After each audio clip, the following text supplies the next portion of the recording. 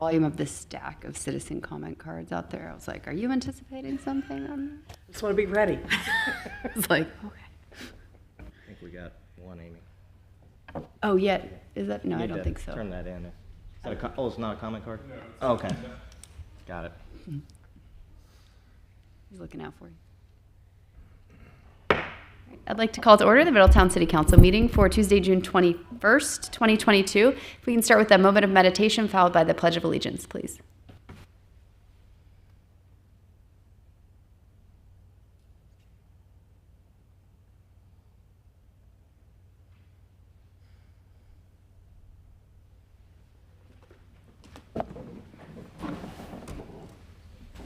I pledge allegiance to the flag of the United States of America and to the republic for which it stands, one nation, under God, indivisible, with liberty and justice for all. Ms. Skink, will you please call the roll? Mr. Farrell. Here. Ms. Nemi. Here. Mr. Moon. Here. Mr. Muterspall. Here. Mayor Condrey. Here. Okay, this evening, we're starting with a public hearing for the 2023 tax budget for the city of Middletown. I assume I'm not giving that one, but Samantha. Gotcha. Okay, Samantha Zimmerman, our finance director, will go through the public hearing. Thank you. Good evening, Council. The tax budget is required every year by Ohio Revised Code. Part of that process is a public hearing, which is what this first portion is. The next portion is to file and adopt the tax budget. We will send to Butler County Commissioners, and they will review the tax budget for reasonableness. After that approval, it will then come back to you, typically in late August, and you will pass an actual resolution accepting those rates. The purpose of the tax budget is to establish our revenues, our estimated resources for 2023. In no way does this limit your ability to increase or decrease for the actual 2023 budget. This also justifies our need for the property tax revenue and sets our appropriation limit, so we won't be able to exceed what's in the tax budget. Our millage is 6.9 still, and that includes 1 mil for the fire station levy, which recently replaced the senior services levy. Happy to answer any questions. Thank you. Okay, seeing no questions from council, we'll open the floor. If any citizens want to comment in favor of the proposed 2023 tax budget for the city of Middletown, you can come up to the dais right now, state your name and address for the record.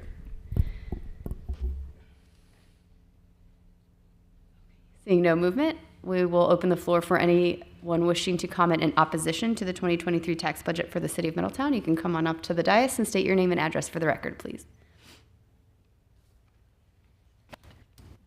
Okay, much shorter public hearing than those in the past recently. So with that being said, we'll close the public hearing for the 2023 tax budget for the city of Middletown, and that brings us to citizen comments. Ms. Skink, did you receive any this evening? Did not. I did not either. Wow, okay. Great. We love to hear from our citizens anytime they want to come up and speak. So if you'd like to at any point in the future, just fill out one of those cards before you come in. So that brings us next to our pinning ceremony. I believe our fire department will be executing this pinning ceremony for us this evening. Yes, Assistant Chief Snively will be coming up to talk about our newest lieutenant, Sean McIntosh. Good evening, Mayor, City Council. As Chief said, I'm here tonight to introduce Sean McIntosh and pin him as a new lieutenant. It's an important tradition for the fire department. Sean is here tonight with his wife, Angela, and his son, Joe. They're going to pin him. Have them come on up. So a little bit about Sean. I served in the U.S. Navy from 2004 to 2010, aboard the USS Rents. Included 2 deployments to Operation Iraqi Freedom. So we're very proud of his service. Sean attended the Fire and Paramedic Academies at Butler Tech in 2012, 2014, and then obtained an associate's degree in religion at Liberty University in 2021. Sean started in Middletown Fire Department March 28 of 2016. Sean was promoted to apparatus operator June 12th of 21. Sean just completed training to lead our honor guard. So that's a very important thing to us, and we're honored to have him lead that. Sean also helps with his children's ministry at New Life Chapel in Westchester. Congratulations, Sean. We're very proud of you.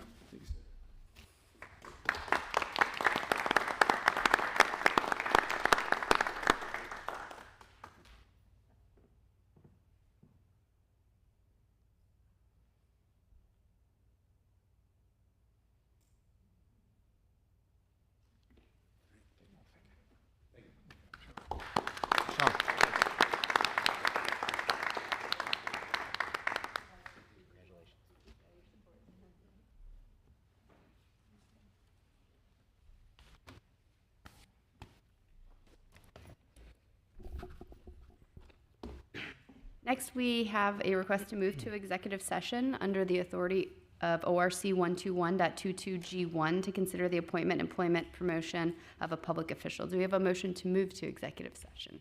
So moved for adoption? Second.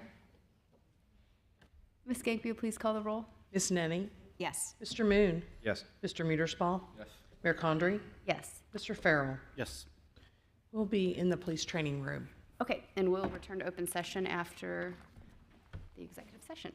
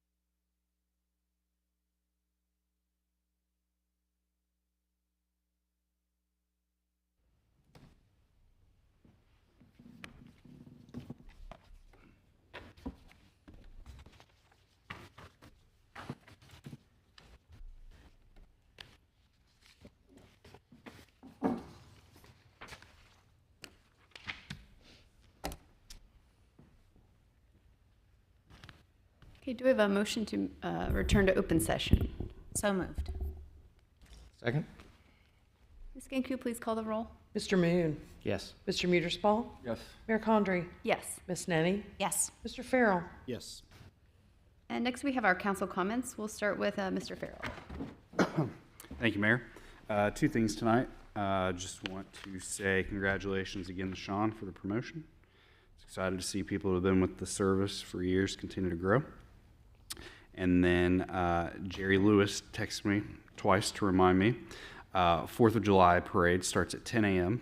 on the 4th of July. They want floats. We need to register. You can find them on Middletown Parades on Facebook. The theme is Middletown Through the Decades, and I will be in the parade. That's all. Thank you. Great. Ms. Nenny. Thank you. I just want to share my condolences to Kathy and the family of Larry Mulligan Sr. about his passing, and just say that Middletown is so blessed to have a family that's been so dedicated to serving their community for so many years. Our thoughts are with them. And then also, last week was quite a wild ride, to say the least. So to all of the city staff, from our emergency crews to Public Works, who worked overtime in response to the massive windstorm that seemingly instantaneously devastated a lot of families and small businesses and left many without power in 90-degree heat for days. I just thank you all for working so hard and through such a difficult situation last week. And as a side note, to Public Works, the planters and flower beds around town look really beautiful, and they always do this time of year, but they're a great way to show our guests how much we care about our city. It's just one of those little things that sometimes you don't notice, but that make a big difference. And then also this weekend we have the Pride celebration downtown. It's on Friday, the 24th, and starts at 5 p.m. So I just want to say thank you to all of the members of the organizing committee of Pride Downtown and the volunteers for bringing such a vibrant and inclusive celebration to Middletown. This is an all-ages event with family-friendly activities, including a Pride bike parade, which is always so fun. All of the kids and families decorate their bikes in rainbows, and they start at Spoken Bicycle. It's a very short ride, but always fun for the participants. So if you're looking for something fun to do on Friday, that starts at 5 p.m. So that's all I have. Thank you. Thank you. Mr. Moon. Yes, I'll echo Miss Nenny. I wanted to thank city staff for their response to the windstorm.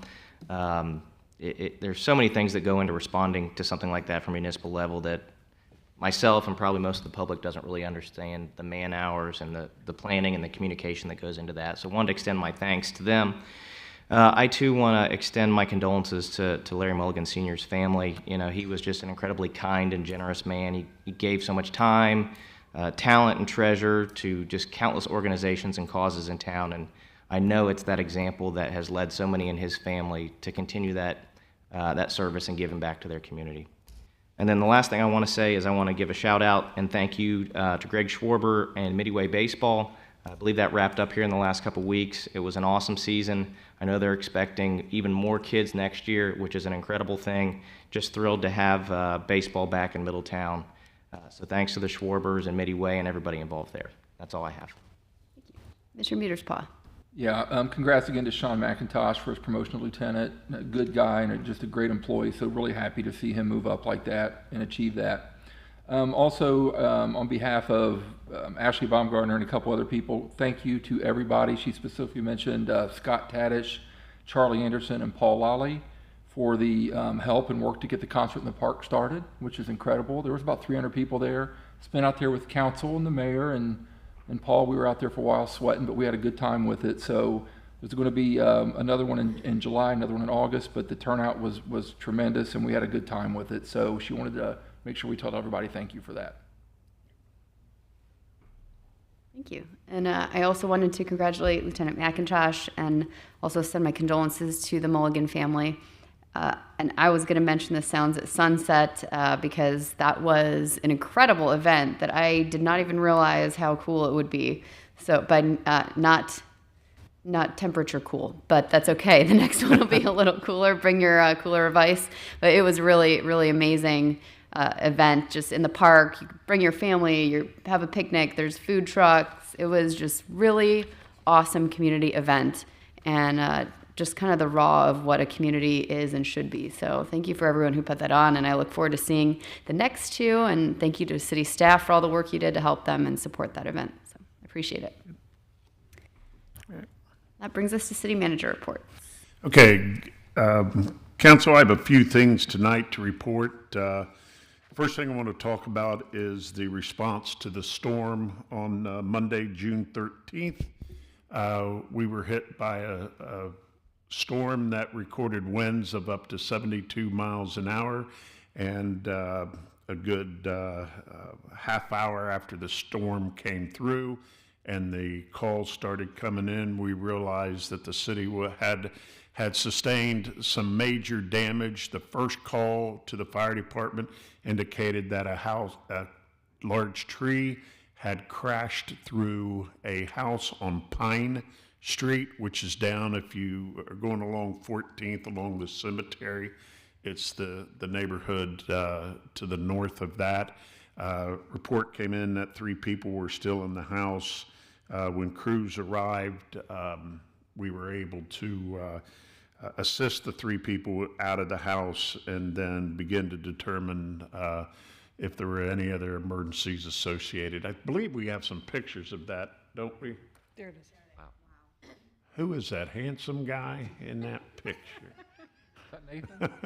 Is that Nathan? It really, when I got down there and I seen the size of that tree that was just uprooted, and so I stood in we couldn't believe how big it was. The picture on the left is where it crashed into the back of the house with the family still in there.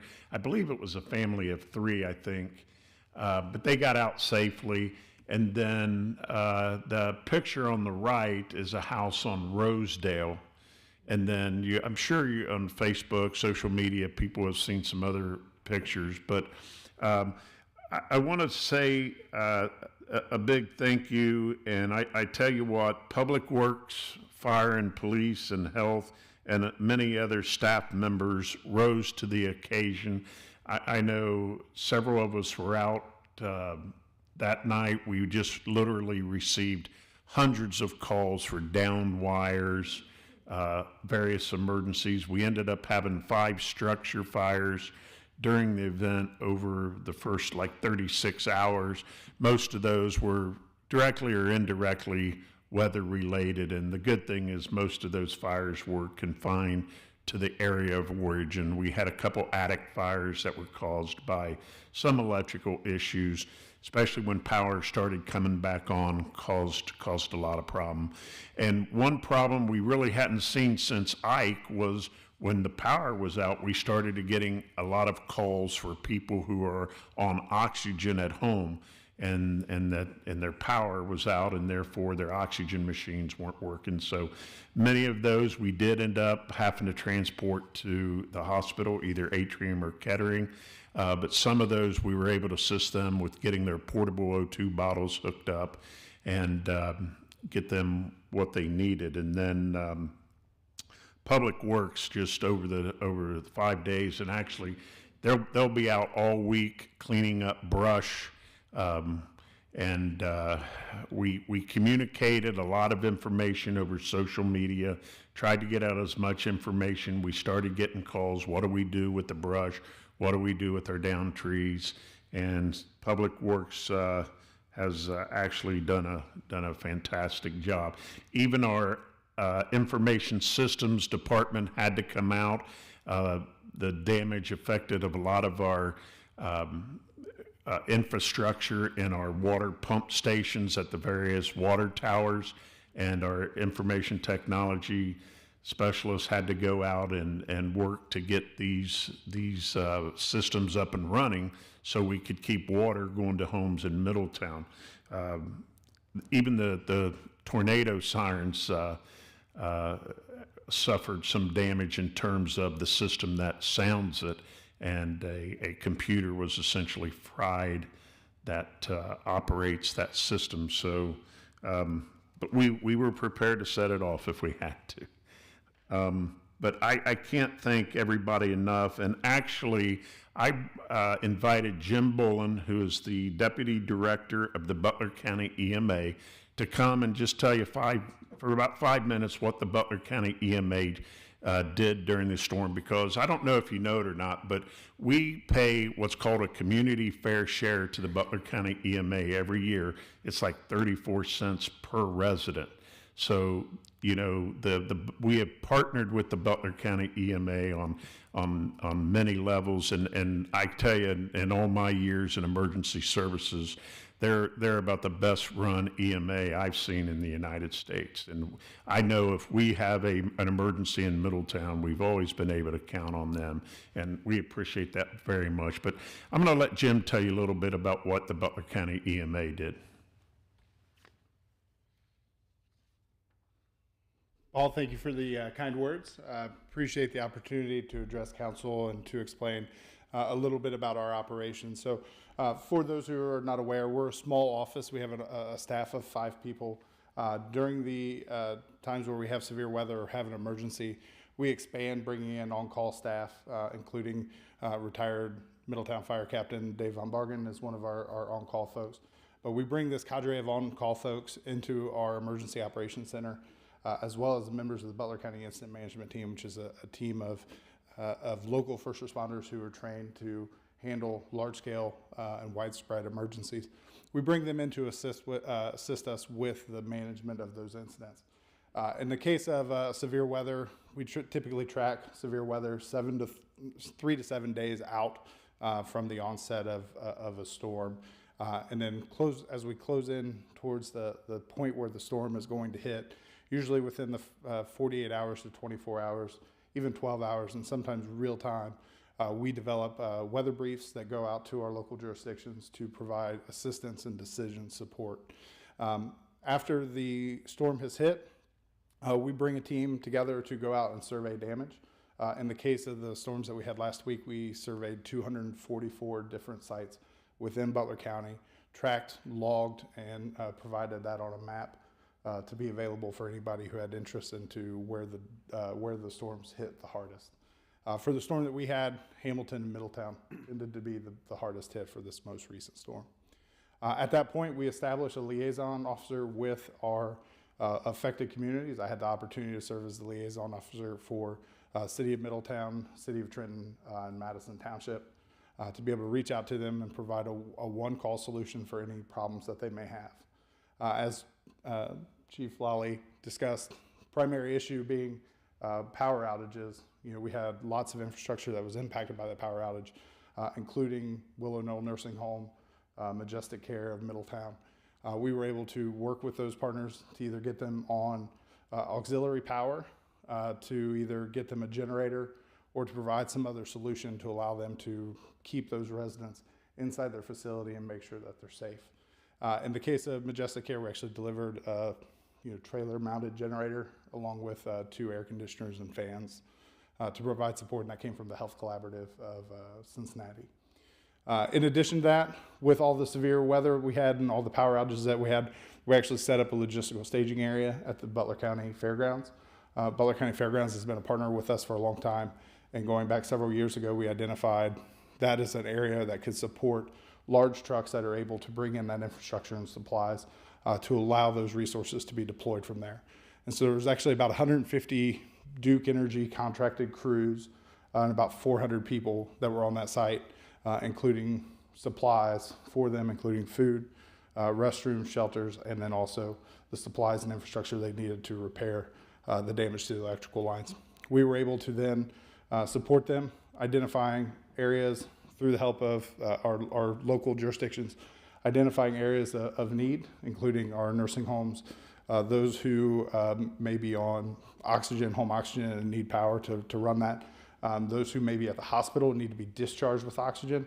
And so working with Atrium Medical Center to identify these high-risk folks in our community, put them in touch with Duke and serve as that liaison role to make sure that those folks are able to get their power back on, and we're able to alleviate the stress that's on those pieces of critical infrastructure.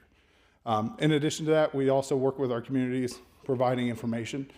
So as the storm hit, the same night the storm hit, we were able to provide out what we call our debris management fact sheet, which tells you FEMA's guidance and protocols for dealing with debris management. What do we do with the trees? What do we do with building materials? What do we do with white goods such as washers and stoves and ovens and things like that, as well as providing infographics and things that you can put out on social media that allows you the opportunity to share that information with your general public so that they have all the information that they need.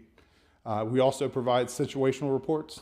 Typically every 12 hours we'll provide a situational report telling you what has happened over the past 12 hours and what we're doing looking forward. And then additionally, we support our local jurisdictions through recovery. So this was an incident where it was a very quick hitter. Most folks have already recovered, right? If this was a tornado that came through and we had 75 homes that were destroyed, we had people who were in shelters for long periods of time, we would help the city of Middletown or whatever jurisdiction is affected. We would work with them to identify ways that we can recover, we can get back to that new normal that happens after a disaster. So the one thing I do want to make clear is that we're only able to do this because of the partnerships that we've built over the years. Our organization is small, but it is nimble, it is agile, and it is mighty when we call in our partnerships that we've built together. And those partnerships happen because of the folks that you hire that work with us, our relationships with our local elected officials, our relationships with our public safety folks, including fire, police, public works, as well as our health department. We've seen that throughout the course of COVID over the past couple of years. And one thing I do want to mention is that Jackie Phillips, Commissioner Phillips and I have worked together for a while. She's excellent. We've worked with her on numerous projects, but we actually had conversations with her the day before the storms were hitting, saying, hey, what's our cooling centers? What do those look like? What support can you provide to us? And we were able to get in touch with Midpoint. We were able to make that relationship work. And Middletown Midpoint Libraries was one of the most used cooling centers in the county throughout the course of this disaster. And that's directly related to the partnerships that we have with Midpoint Library, the partnerships that we have with the city of Middletown, the partnerships that we have with the Middletown Public Health. I'll take any questions if you have any questions. Do you have any resources or any referrals for, there's a lot of folks that lost food because they Yeah. were without power for so long?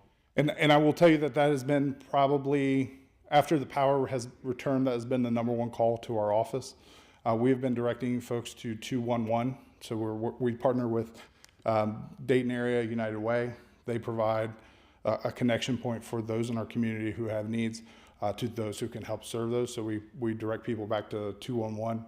Again, that's the Dayton area for this region. Also, I've heard folks that have had conversations with Duke. I don't know, again, because this is a direct relationship between the person affected and Duke. We're not involved in those conversations, but I know some folks have reached out to Duke to see if there's anything available. But generally speaking, we would look to lean on our community partners and our what we would call NGOs and COAD, FOADs, community organizations active in disasters, to funnel them back to food pantries and other programs. As well as Job and Family Services, if folks have SNAP benefits, women, infants, and children as well. So.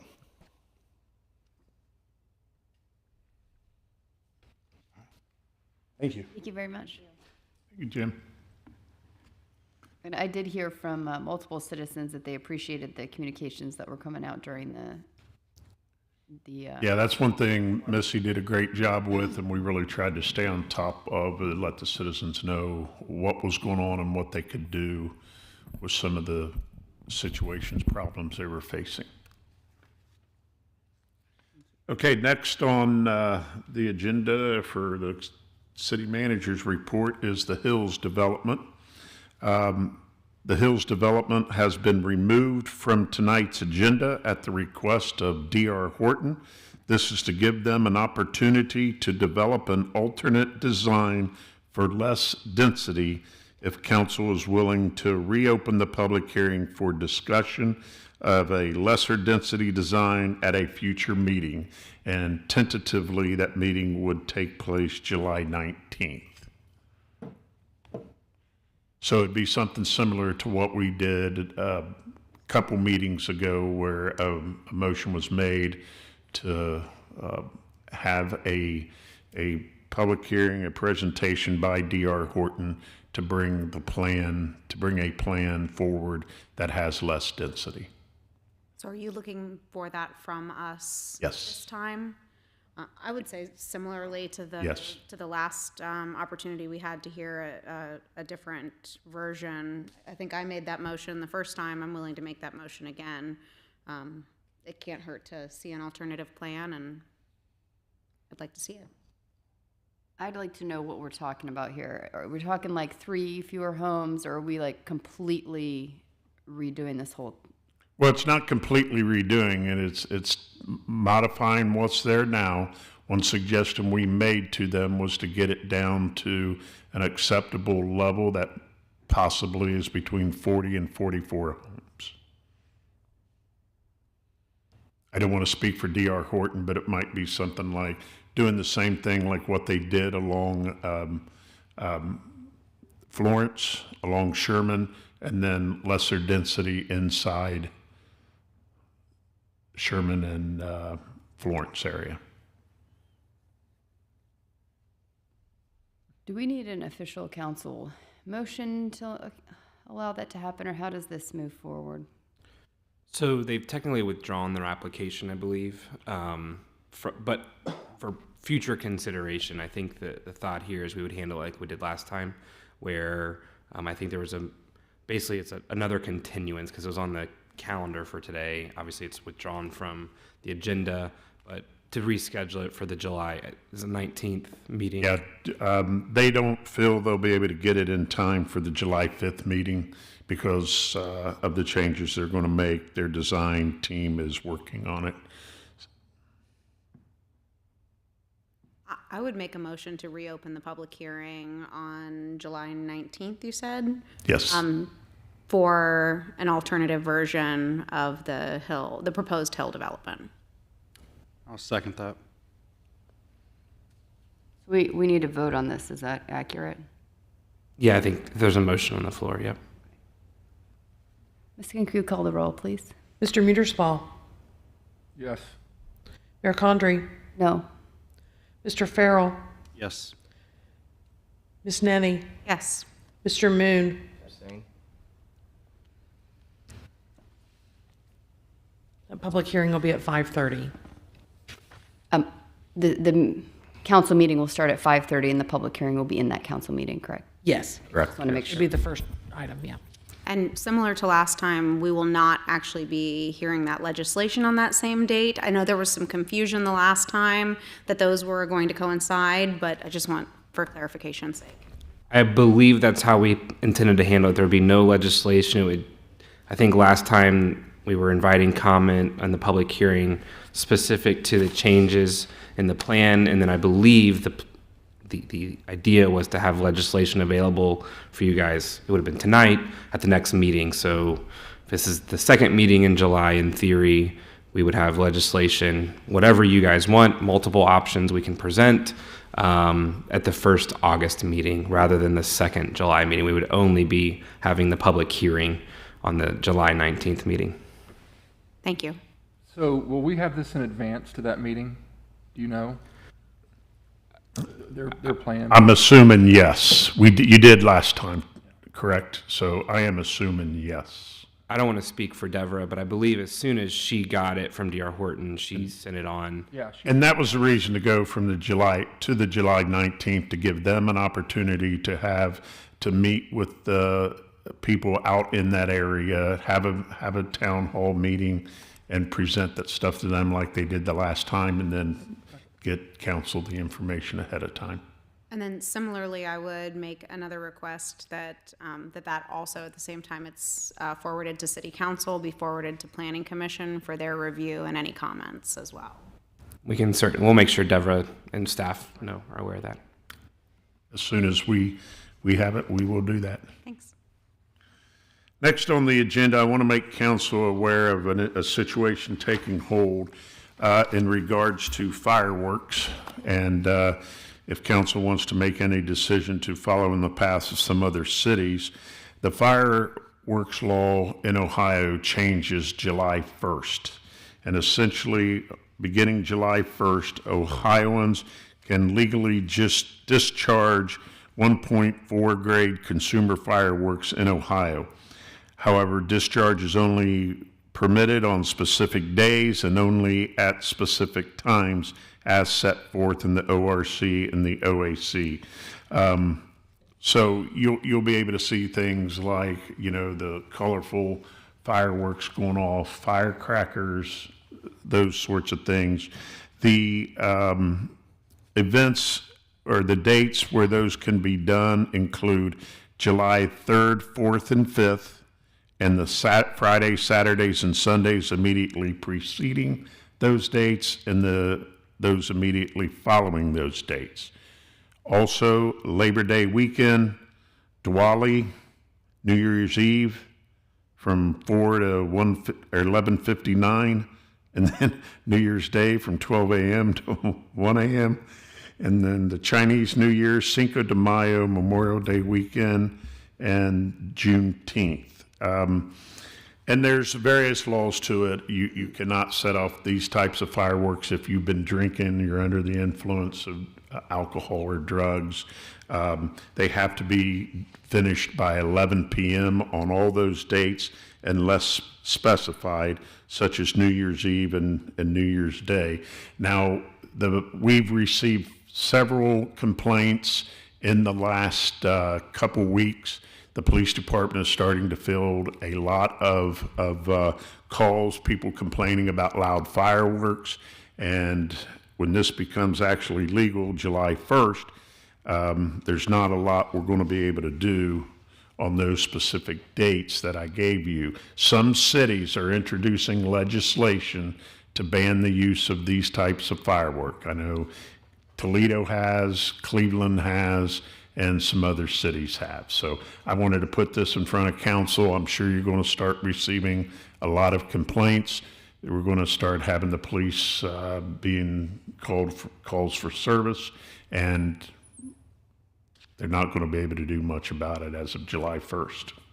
Paul, do you see a lot of those? I haven't looked into what other cities are doing with this really, but have you seen that it's mostly larger cities that are? I haven't seen any other city besides Cleveland and Toledo. Tom, do you know?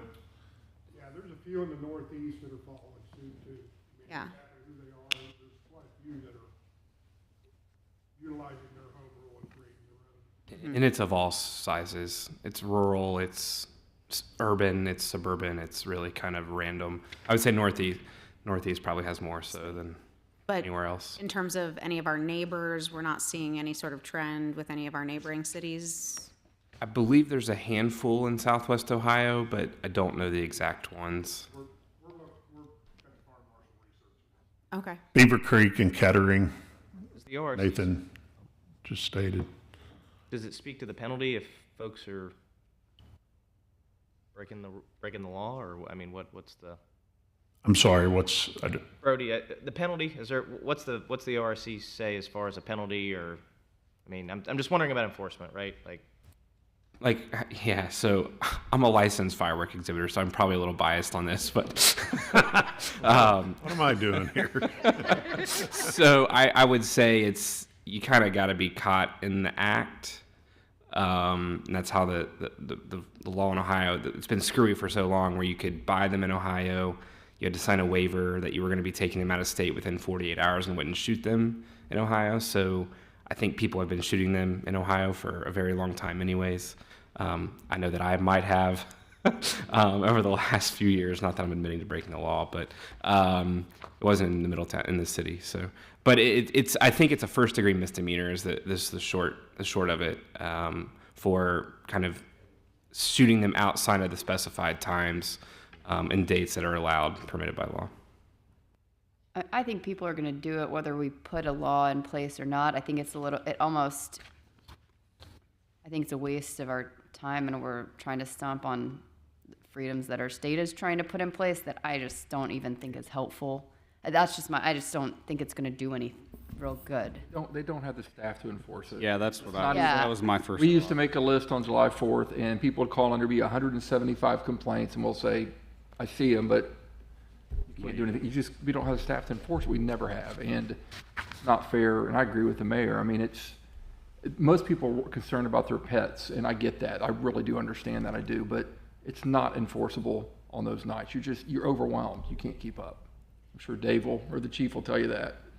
The fireworks. I would say with the new rules and dates and all of those, if we could have our communications department put out something, just letting people know what they are. I mean, obviously people are going to either follow the rules or not, but at least share those rules with them and make sure they know. And, it seems like that's the least we could do. My biggest issue about the fireworks is just safety and making sure that people are doing it safely if they're going to do it. And that the noise, yeah, okay, whatever. That's not where I really have the biggest issue. I would like to push also messaging about if you're going to do it, let's make sure, let's avoid these things, whatever those may be. And this is how to treat a burn if you have to, I guess. Yeah, I think that's going to be there'll probably be an increase just because of the law passage of July 1st. The only thing I would say the other communities are doing is instead of 11 o'clock, they're cutting it off at 10 o'clock.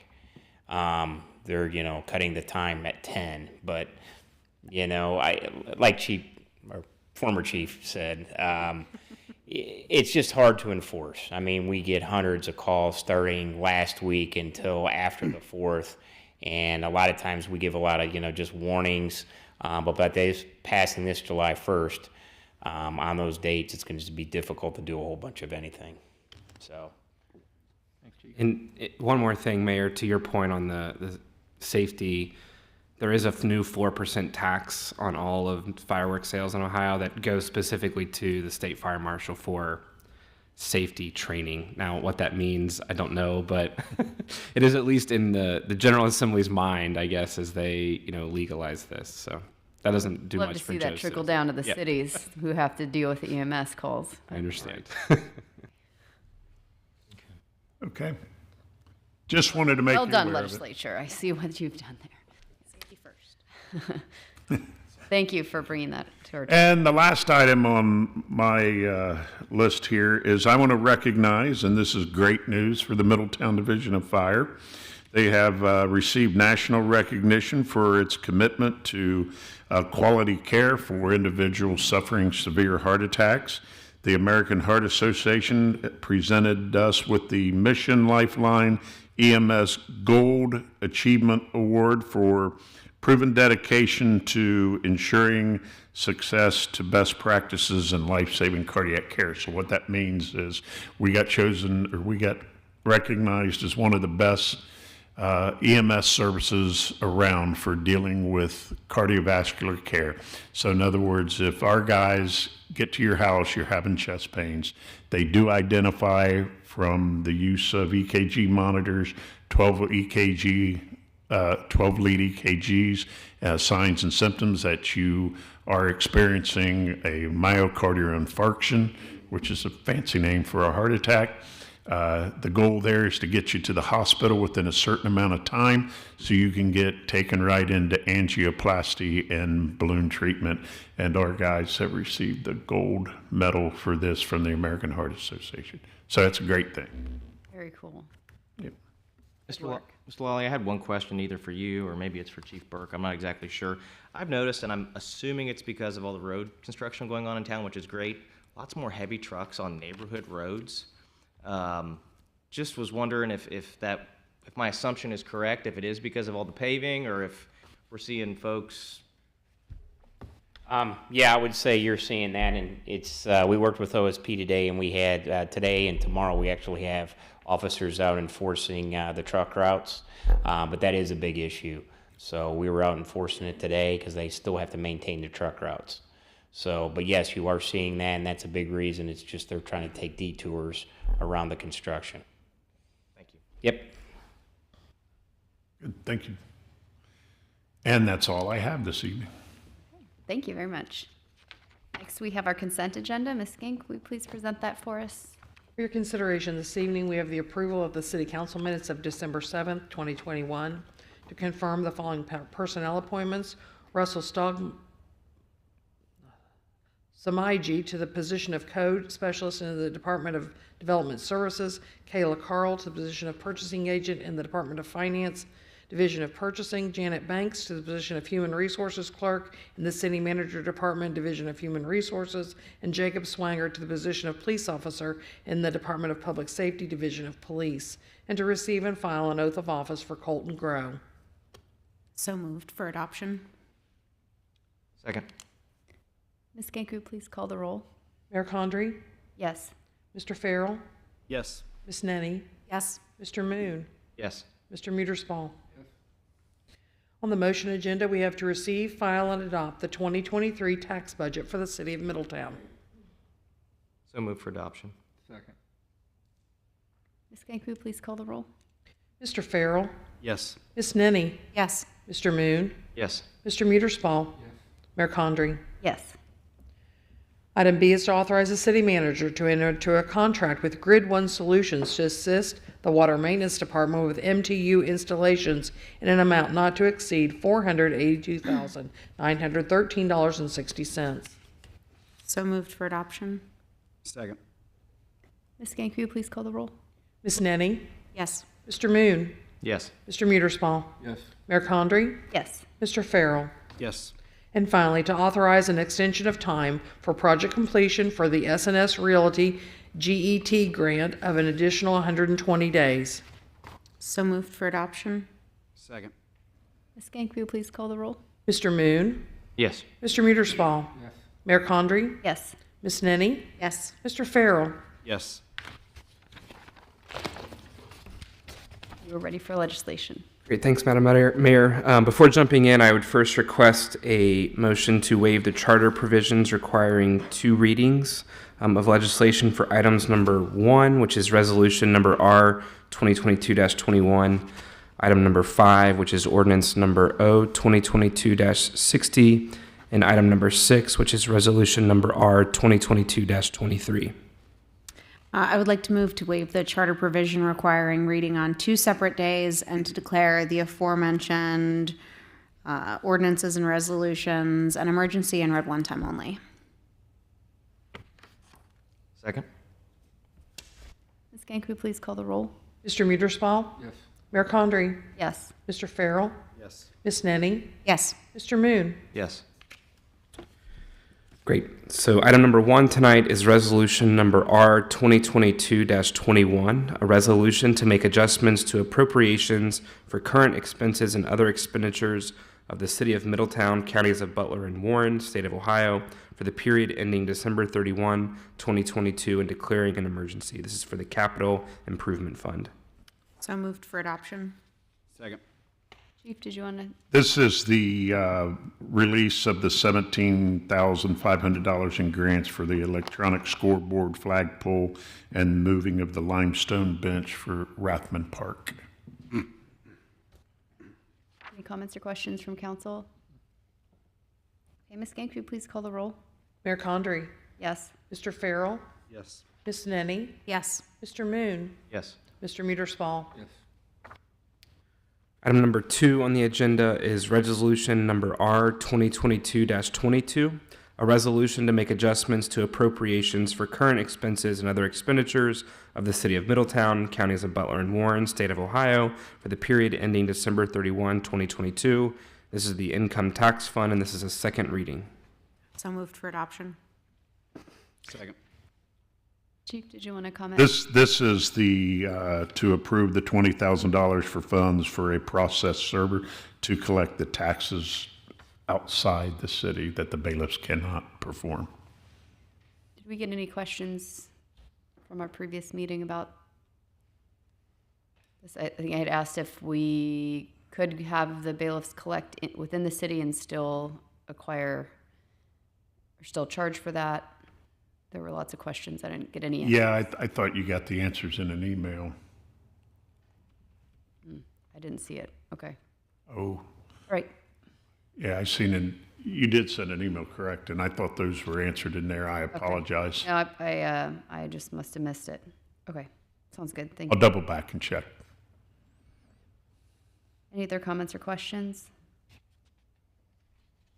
Okay, Ms. Skank, could you please call the roll? Mr. Farrell, Yes. Miss Nenny, Yes. Mr. Moon, Yes. Mr. Muederspaw, Yes. Mayor Condrey, Yes. Item number 3 is ordinance number O 2022-58, an ordinance establishing a procedure for and authorizing a contract with Polaris Sales Incorporated for the purchase of a Polaris Ranger 1000 XP North Star Edition. This is a second reading. So moved for adoption. Second? I don't have any, this is for the purchase of the R4 vehicle for the Middletown Fire Department. Any comments or questions? Okay, Ms. Skank, could you please call the roll? Miss Nenny, Yes. Mr. Moon, Yes. Mr. Muederspaw, Yes. Mayor Condrey, Yes. Mr. Farrell, Yes. Legislative item number 4 is ordinance number O 2022-59, an ordinance establishing a procedure for and authorizing the second extension of a lease of certain real property to the Butler County Community Health. This is a second reading. So moved for adoption. Second. And this is what we discussed at last meeting to extend the lease for the 9th Avenue Social Service Center. Any other comments or questions? Okay, Ms. Skank, could you please call the roll? Mr. Moon, Yes. Mr. Muederspaw, Yes. Mayor Condrey, Yes. Miss Nenny, Yes. Mr. Farrell, Yes. Item number 5 is ordinance number O 2022-60, an ordinance establishing a procedure for and authorizing a second amendment to a contract with JCI Jones Chemical Incorporated for the purchase of sodium hypochlorite and declaring an emergency. So moved for adoption. This, unfortunately, this is one of those areas where inflation gets us, and there's been an increase in the cost of chlorine, so this will cover that price increase for chlorine. Comments or questions? Ms. Skank, could you please call the roll? Mr. Muederspaw, Yes. Mayor Condrey, Yes. Mr. Farrell, Yes. Miss Nenny, Yes. Mr. Moon, Yes. Item number 6 is resolution number R 2022-23, a resolution to make adjustments to appropriations for current expenses and other expenditures of the City of Middletown, Counties of Butler and Warren, State of Ohio, for the period ending December 31st, 2022, and declaring an emergency. This is for the General and Sewer Capital Reserve Funds. So moved for adoption. Second. This is for adjustments in the bonds for the fire truck and for this facility improvement at the water refinery facility. Comments or questions? Okay, Ms. Skank, could you please call the roll? Mayor Condrey, Yes. Mr. Farrell, Yes. Miss Nenny, Yes. Mr. Moon, Yes. Mr. Muederspaw, Yes. Item number 7 is resolution number R 2022-24, a resolution establishing the fire station levy fund and declaring an emergency. There's no action requested on this until July 5. This is simply the fire station levy funds, and the good thing is we got the RFQs in on the station design, so things are going forward with them. Chief Snively has set up a meeting for us to review those, and the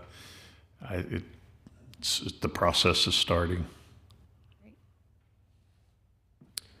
And then our final piece of legislation tonight is number 8, ordinance number O 2022-61, an ordinance authorizing the city manager to enter into a contract with the Ohio Department of Transportation for the rehabilitation of the larger bridge-size corrugated metal pipe that carries State Route 122 over Crawford Street. This is the first reading. So this is ODOT rehabbing the tunnel. If you know where that tunnel is, if you go down Crawford Street and you come to the end of the Crawford and you go into Cliff's property, you go through a tunnel. This is ODOT doing some rehabbing of that tunnel, and ODOT is taking care of all the cost.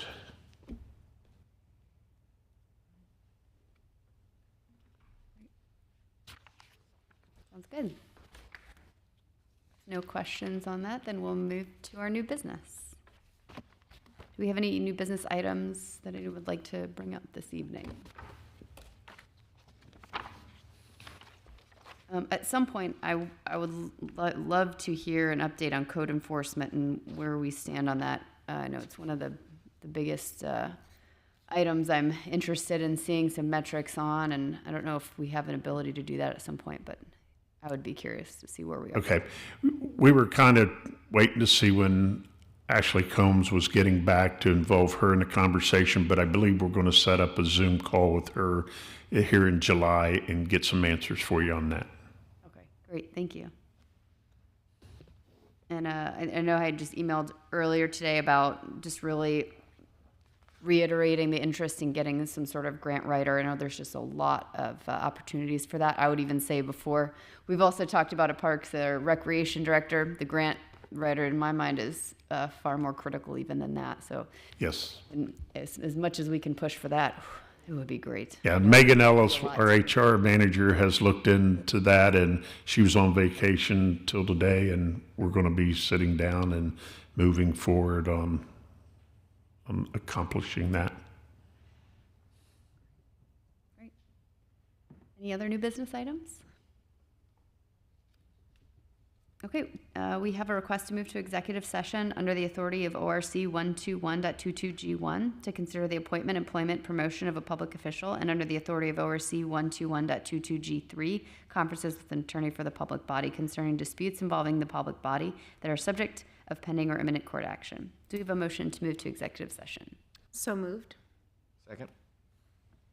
Ms. Skank, will you please call the roll? Mr. Farrell. Yes. Ms. Nenny. Yes. Mr. Moon. Yes. Mr. Muerspaw. Yes. Mayor Condrey. Yes. So following the executive session, we will come back into open session merely to close the meeting out. We don't anticipate any business at that point. So our next meeting would be July 5th at 5:30 p.m. here in council chambers. And until then, blue skies over Middletown.